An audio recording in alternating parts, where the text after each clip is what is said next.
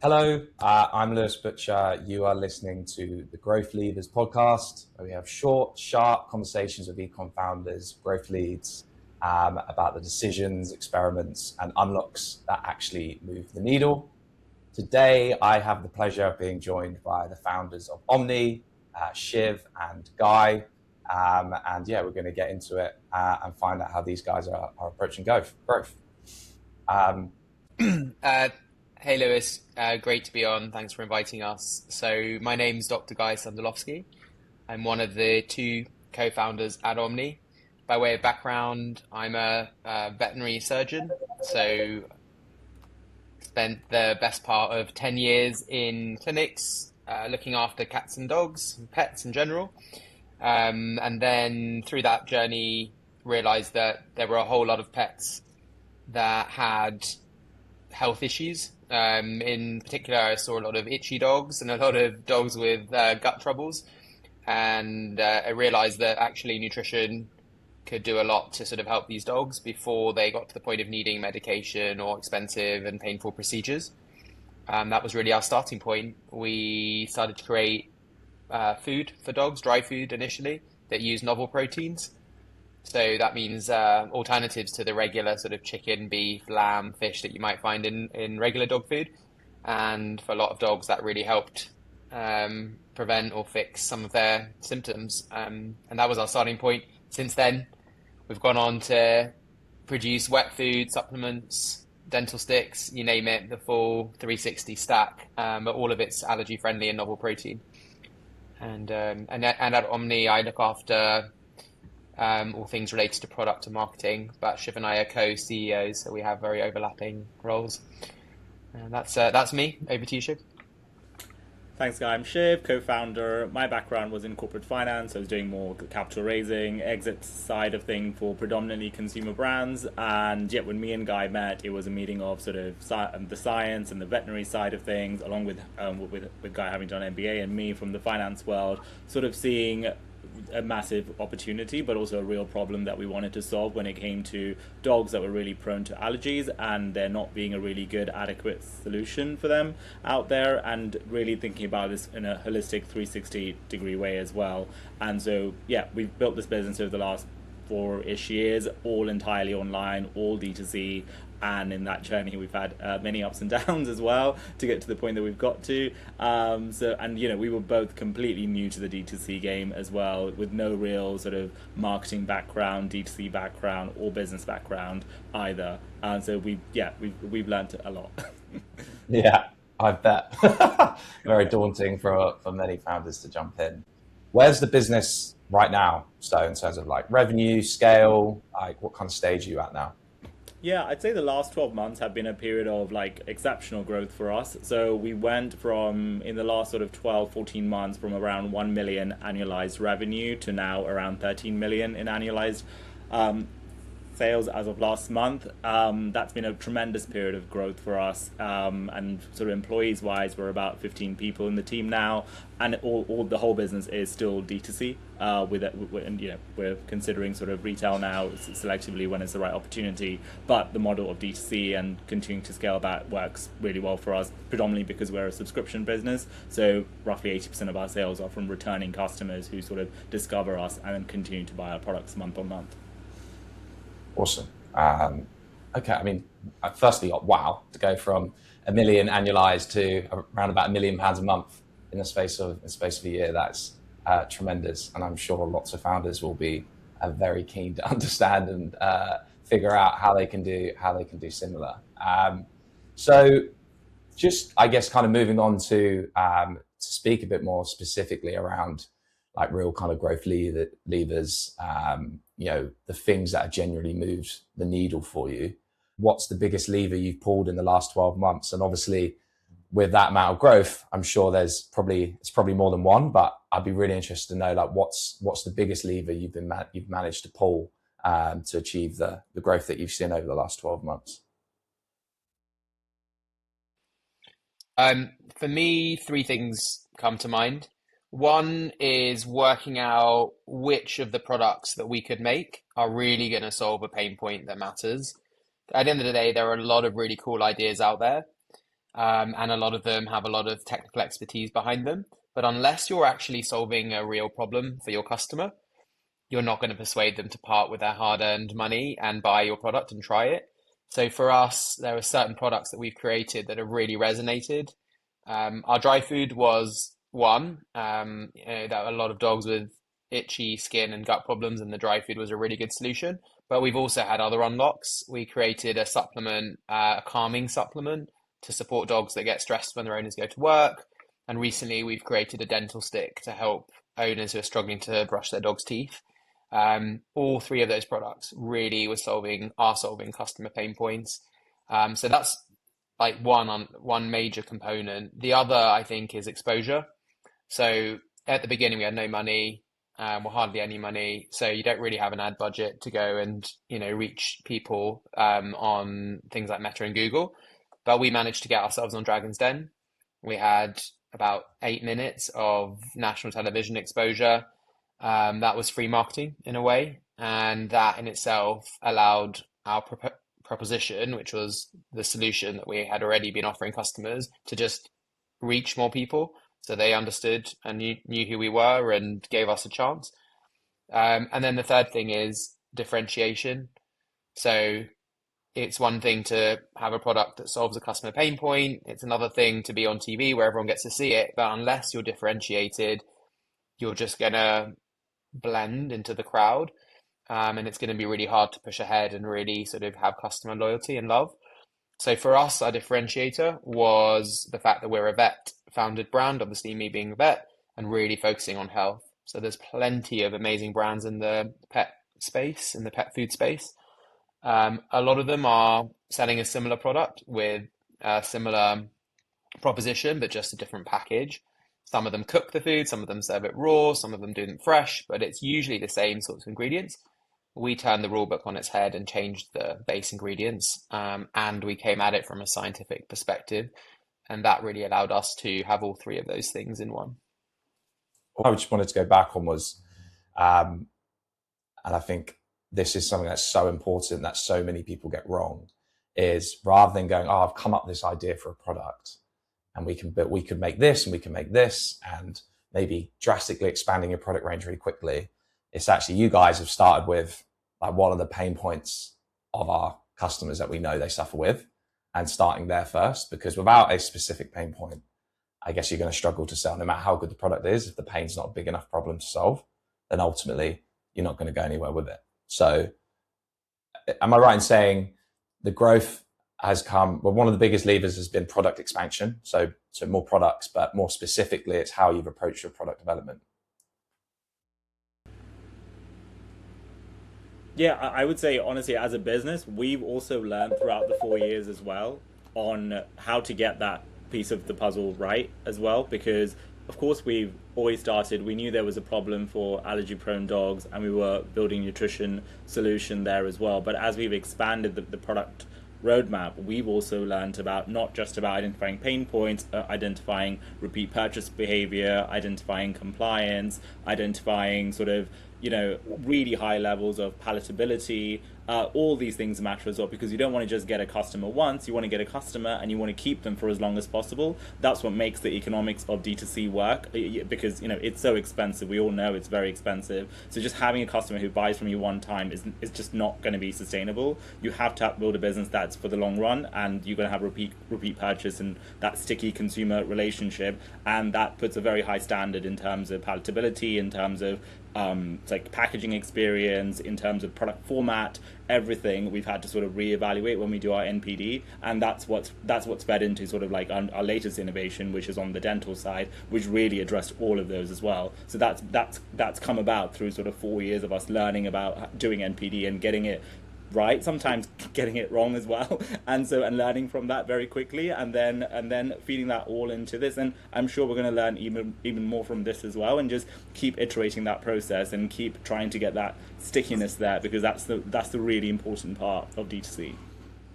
It sounds like you've done really well at this product, expanding your product range, which is a tough thing to do. How did you know when to do that? Like, what was it that made you decide that now's the time to launch another SKU? Like now's the time to expand the range. Yeah, I would say it was a mix of factors. I think for us internally, we're always really curious about sort of dogs, and we're obsessed with their needs, and we're constantly thinking about sort of dogs and their parents and the pain points that they all face as well. So we started with a complete food solution that was a no-brainer for us, and every dog has to eat. Allergy-prone dogs don't have a good solution out there. Let's build a good solution for them. But as we started operating this business, we realized, hold on, there are so many other things that they're consuming that are also contributing to allergy in their lifestyle as well. So it's the treats that they consume, it's the supplements that they're being provided, and so all of these have allergens in there too. So we can't solve one thing and then not solve the rest of it as well. Allergy can be triggered by any of these sort of ingredients, so you need a 360-degree solution. So as we came to that realization, we started to think at other pain points that exist in the market. So older dogs are more prone to issues with their joints. Certain breeds of dogs, and especially with lockdown, there was a lot of dogs who were stressed, and there was a lot of anxiousness within those households, which is not only affecting the dogs, it was also affecting the parents as well. And so we try to really think about that whole household and think about all the problems that exist there, and then sort of identify, okay, but not just can we solve it, but can we solve it in a way that's going to build long-term relationships here as well. So that's how we really think about our products. So when we thought about the supplement range, well, there's a long-term relationship, so we need to build something that's genuinely going to see results over a period of time. It's got to taste really good in order for there to be compliance, and we've got to do it in an allergy-friendly way, so that whole 360 solution is coming together. And then eventually we got to dental sticks, because we realized, dental health is also a really important area that's being neglected. And then we found a really innovative way to do that in a way that nobody else was doing it as well. And so it became a no-brainer that we should do something here. Awesome. Yeah, have you got anything to add there, Guy?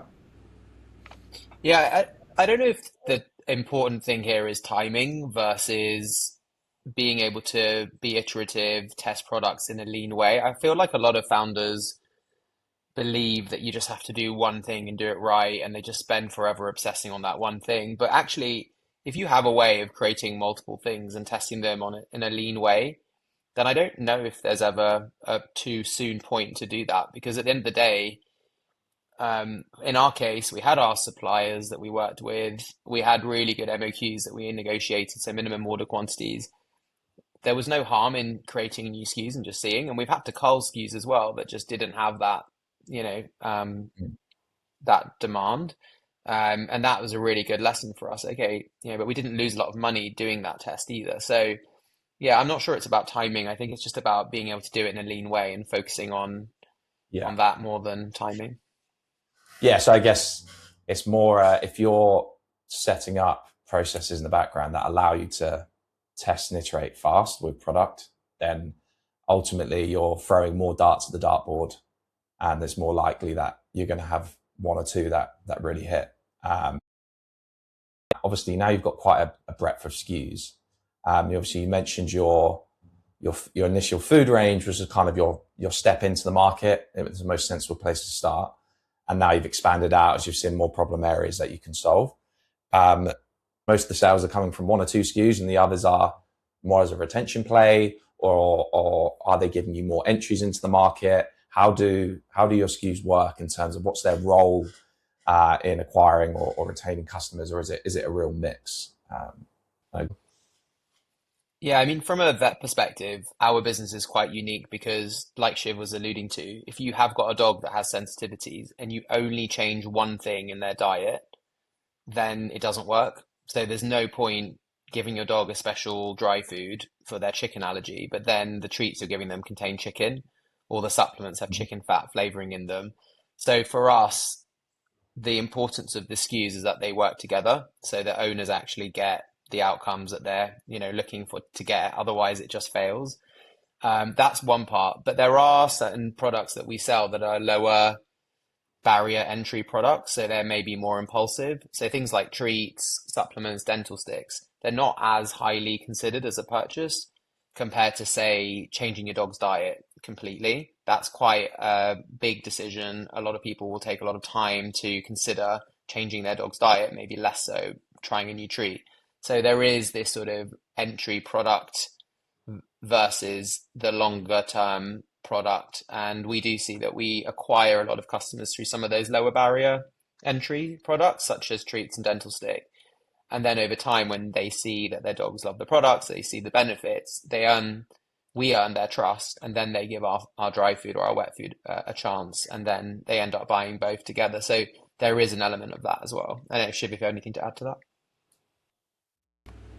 No, I think you captured it. There are different places where some of our lines have higher margins than our other lines as well. So we have to balance the product mix in such a way. But ultimately, it all comes down to LTV and CAC, right? We at this stage of business, we're getting much deeper into that analysis to really look at LTV on a product line basis, and every product has its own LTV and its own CAC, and each product has to make sense in its own LTV to CAC ratio in order for us to scale it. Otherwise, we're really focused on we might have to call this if it doesn't work, because the resources have to be really concentrated where there is a strong LTV relationship. So are you almost having there's almost like separate funnels per range to understand how we acquire them and then how we retain them?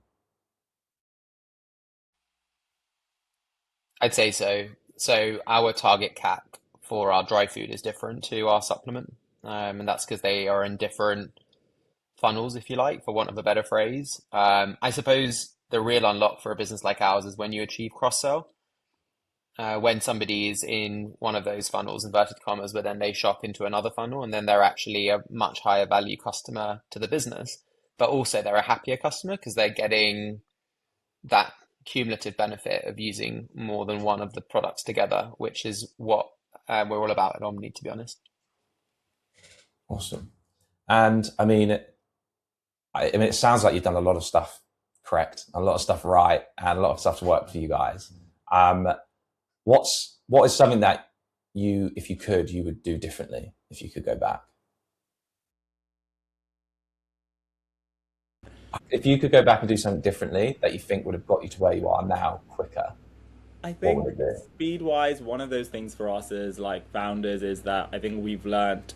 Okay, this is a timely one. It's as our product SKUs grow and we are a bigger business as well, changing that business in the way maybe it looks and feels. So in sort of evolving that brand and taking it to the next stage can be incredibly time consuming, and I think we really underestimated how much time, how much resources goes into getting that right, because the business has evolved. It's not where it was a couple of years ago, so the look and feel of it has to evolve along with that as well. But the amount of sort of design time on top of the sort of design demands of sort of Meta and sort of keeping that all running, I think we really underestimated how long that would take us. And so, the time and the money aspect of it has been a real learning for us. Obviously, if you can do it from day one and you get your brand nailed down and you're scaling that, which nobody does, but if you can do that, that's fantastic. But it does get much more complex with more SKUs and a bigger business and more MOQ and everything to manage. Yeah.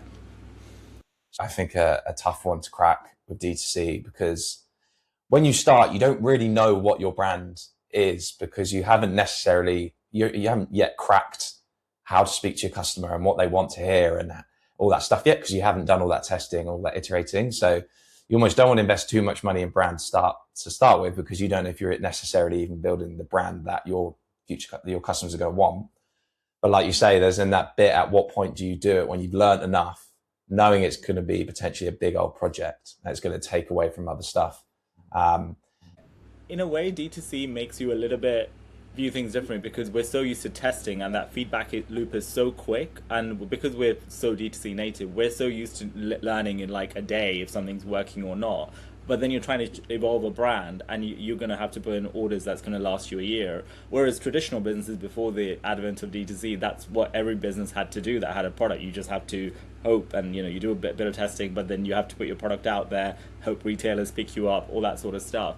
But we've gotten so used to the quick feedback loop that it almost makes it a bit trickier to make those long-term decisions, I would say. It's a different mindset that you have to take. Yeah.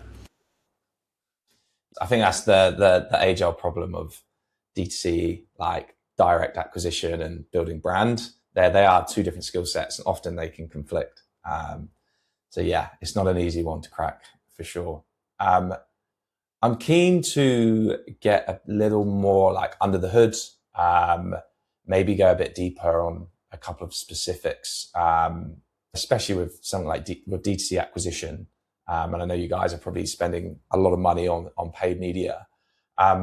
What does your current tech stack look like for measurement and attribution? You spoke a little bit about having, you've got your own kind of funnels and cost per acquisitions per product, and you look at long-term lifetime value. How are you measuring and attributing success on your growth channels? So from a tech stack perspective, so we are in the process of trying to work with a couple of platforms to really identify what's the best use for us as well, and that's an evolution for us as well. We've been using Clar, a platform that we've been using for a while, really fantastic for us in terms of understanding our lifetime value. That was the first time we could really get to that level of detail, because Shopify as a platform is not where we were able to gain that information. It's come a long way, to be fair. Shopify, since when we started, we couldn't even get retention data. That was something we had to manually do on Excel in the early days. So that's come a long way as well. But there are other platforms. So we're also working with a platform called Polar. This is where we want to get even deeper and try to understand on a line by line, sort of product by product, and sort of from a cross-sell perspective. We have it, but we just want to get like much deeper into particularly the cross-sell aspect of it. That's an area where our data has been a bit more limited. Attribution wise, that's always a struggle. That's always been a struggle, and I'm not sure when it will stop being one. We've had periods where it's been quite difficult to make decisions, because like for instance, Meta will say we're doing really well, but then sort of blended we're like quite far apart, and then we are kind of like really there's always a bit of a difference, but when that difference sort of widens, that can be a real struggle for the performance team as well, especially when you think about next month and how you want to scale and what you want to do. So those months can be quite tricky. We've tried platforms like Triple Whale in the past as well. But we also do good old-fashioned sort of quiz at the end of our checkout. So we just ask customers, where did you hear about us? And we have sort of a list of options, and then we just take that data and use that to sort of benchmark across our spend and kind of do it sort of back of envelope way as well. I'd say honestly, it's one of those areas on attribution I think we could do a lot better, and we're trying to get better at it. Our priority right now, though, is just nailing LTV and just really being very clear about that on a contribution margin basis, on a product basis, on a cross-sell basis, because what we realize is CAC will have volatility. It's always going to have it, but your LTV is something, when you have enough data, that's a solid number that should compound over time. And if you've got that right, you can withstand some volatility in the CAC as long as you're scaling the right products. So that's why we're sort of laser focused on that at the moment. You're never going to get perfect attribution. And I think you're saying the right things in terms of how often you guys talk about contribution margin and long-term like lifetime value, as opposed to just revenue and cost per acquisition. And I think making sure that especially the contribution margin piece doesn't get lost in all the numbers is where the businesses that continue to scale and don't run out of money and continue to compound and become profitable, and the ones that maybe on screenshots on LinkedIn look like they're growing massively, but if your contribution numbers you're not clear on what's actually driving contribution margin and what's driving your profit to the business, and that's when things get really sticky. So it sounds like you're focusing on the right things, and when I come across an attribution tool that's perfect, I'll be sure to let you know. But I don't think there'll ever be one for obvious reasons. Where would you say you are currently leaving money on the table? Where's an area where that we could be doing this better, and we know we're probably leaving some money on the table here, but we haven't got to it yet, or we haven't cracked it yet?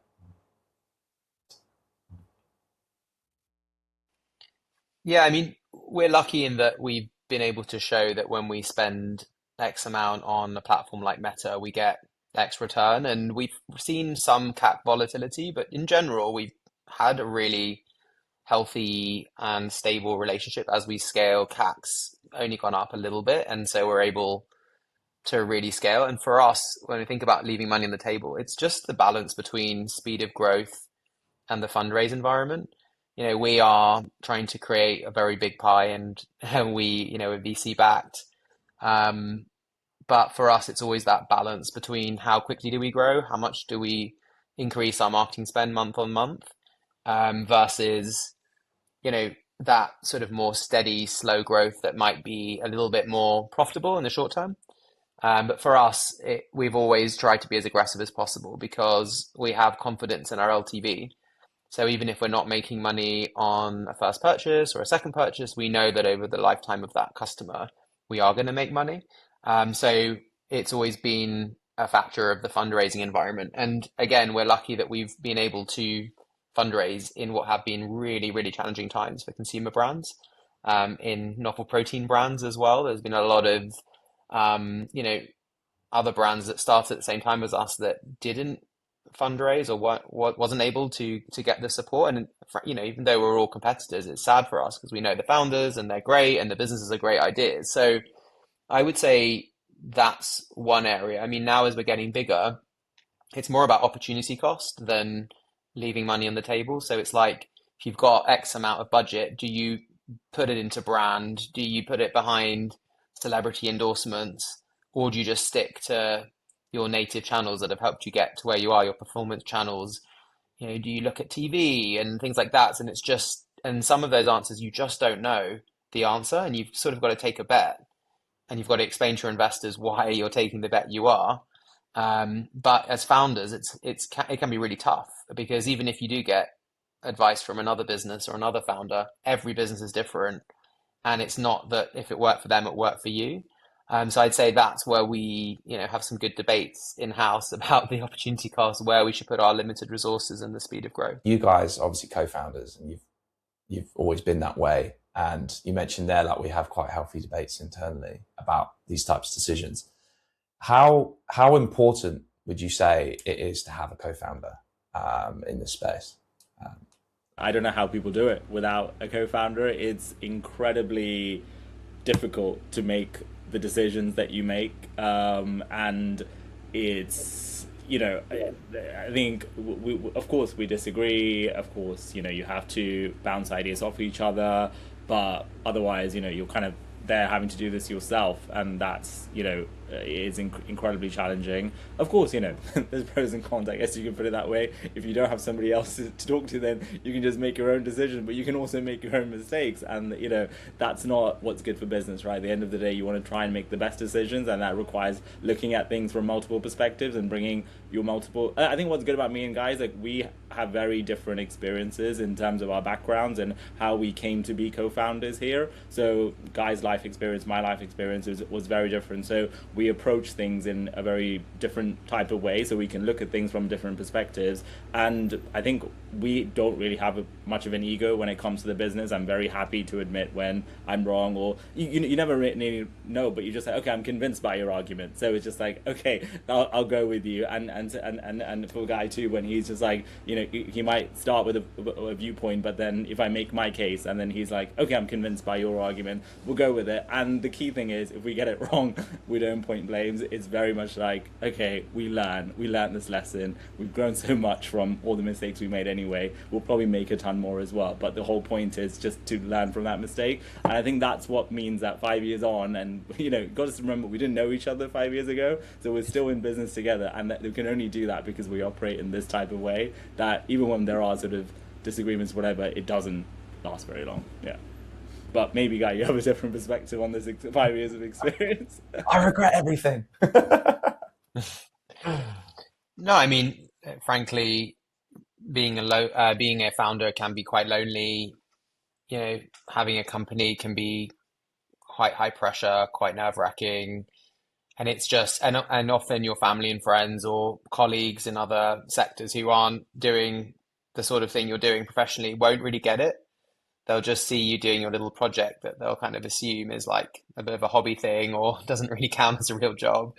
And so having somebody that's right in the thick of it with you every step of the way, it's incredibly comforting. And sorry, Shiv, don't get too excited about my compliments here, but Shiv is a great listener. He's very collaborative, and we do have very complementary skill sets. So all that stuff really helps. And we know when we're disagreeing on something, it probably is a good reason because we agree on about 95% of stuff. So that just makes it really easy to know when something needs more thought or more data or more opinions. But yeah, I think it's really critical that if you are looking to start a business, to really think about whether you want to go at it alone or actually bring somebody in with you or two people in with you from the start. Now looking back, I can't imagine not having a co-founder, honestly. Yeah. At my time at Founders Factory, it was something we pushed every founder that came in solo to like consider a co-founder, because often we saw the more successful businesses that we saw going through, even just going through our programs and our businesses outside of our initial network, it was those that were co-founders that often had more success, because, I mean, you got two people just straight up. There's a mix of, you can separate responsibilities, and yeah, like you say, you have more conviction in your decisions because you've run them by at least one other person, rather than having to go through that phase of like doubting yourself and imposter syndrome. You can work on those things together. So yeah, I think that rings true for sure. What are the free tools that you couldn't do without right now in regards to running the business? If I took these free tools away from you, how would you wouldn't be able to cope? I mean, honestly, for us, it's the traditional tools still. Like, yes, AI is here, and we're trying to use it in processes to make our team more efficient wherever we can. But we're also not overly relying on that as well, because the human element of our business is very important to our customers. So I'll be honest, like, I push for more AI in customer excellence for a period of time, and we tried it, but we realized our customers really value that very genuine person-to-person communication. Like, they know by name a lot of the people in our customer excellence team, so they want to have that real conversation with them. We found ways to sort of enable the conversation to be more efficient in the back end a little bit more, but not on the front end. On the sort of design side of things, we've enabled a little bit more to sort of speed up sort of the design process. But when it comes to copy and everything, that human eye, we've learned, is still really important to have that, because it's very easy to let AI sort of take over, and then like the quality can really drop as well.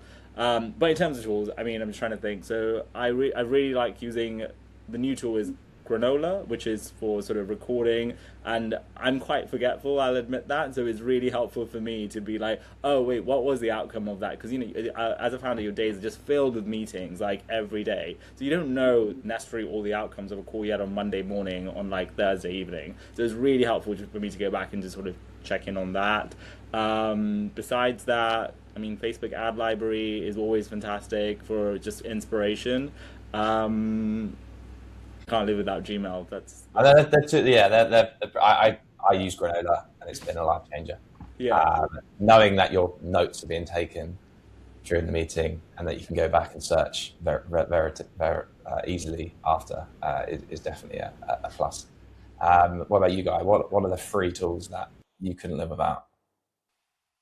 Yeah, I mean, I know the tools that really moved the needle for us when we installed them and started to use them. So one that comes to mind is Rebuy, and it has various options at the point of adding products to your cart, such as recommendations or milestone rewards for adding more items. We did see a market improvement in our average order value when we introduced that tool into our tech stack.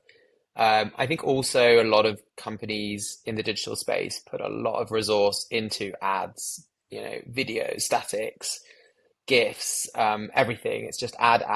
But actually, we found that using landing page test tools like Intelligence and others, those really unlocked, because if you think about it, you only need 1 or 2% increase on one of your landing pages to actually give you a much bigger return on all that investment you're putting into your creative for your ads. So the landing page tools are great.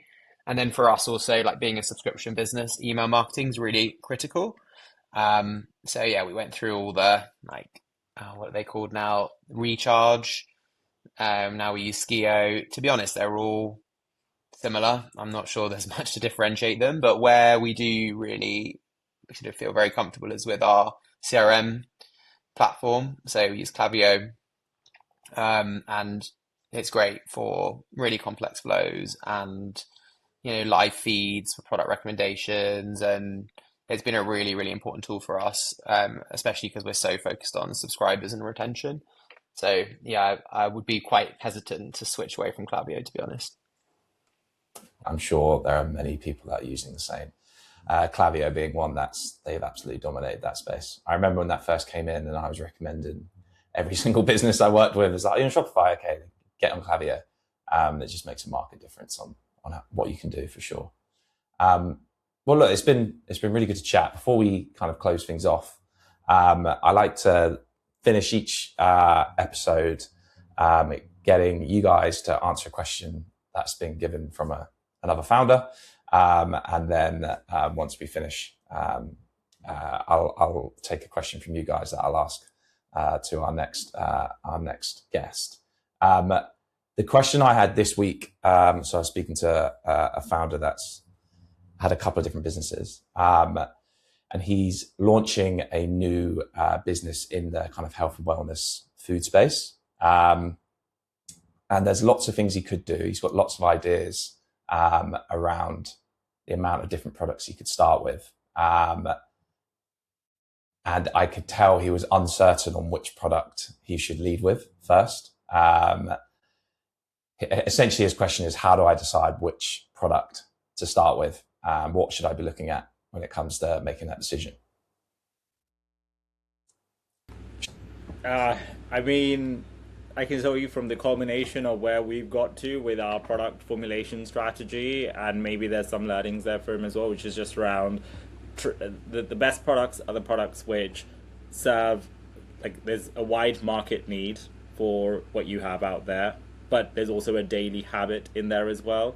Ideally, you it's a food product or a wellness product that they would consume on a daily a daily basis, and it's not too hard for that habit to be formed. It's sort of second nature, like brushing your teeth or something along those lines, where you just sort of, it's second nature that you have to do this action, and you don't need a lot of education to build that daily habit, because building habits is very, very hard. So yeah, it's best not to sort of force that. And then also, if it's a high margin product as well, that's great, because you have high margin, repeat purchase, you're onto a winner, because your LTV will be fine then, and you can withstand the volatility in your CAC.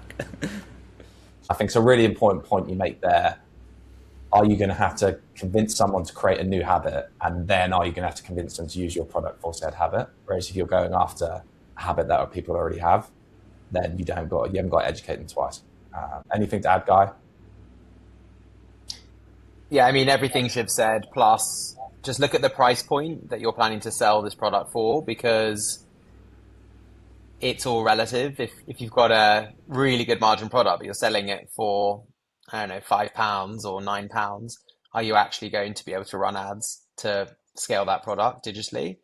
And then also differentiation. So yeah, you might have a great margin, you might have a great price point, there might be a real need for it, but are you actually different to anyone else in the market? If you're not a first mover and you haven't got proper differentiation, you're probably not gonna survive in the market. So yeah, I would sort of look for those things that Shiv said, plus those 2 points. That's how I'd pick. Well, guys, that's been awesome. Thanks for jumping on and chatting. This has been Growth Levers with the co-founders, Shiv and Guy of Omni. Go check them out, especially if you have a dog, and spoil them with lots of good treats.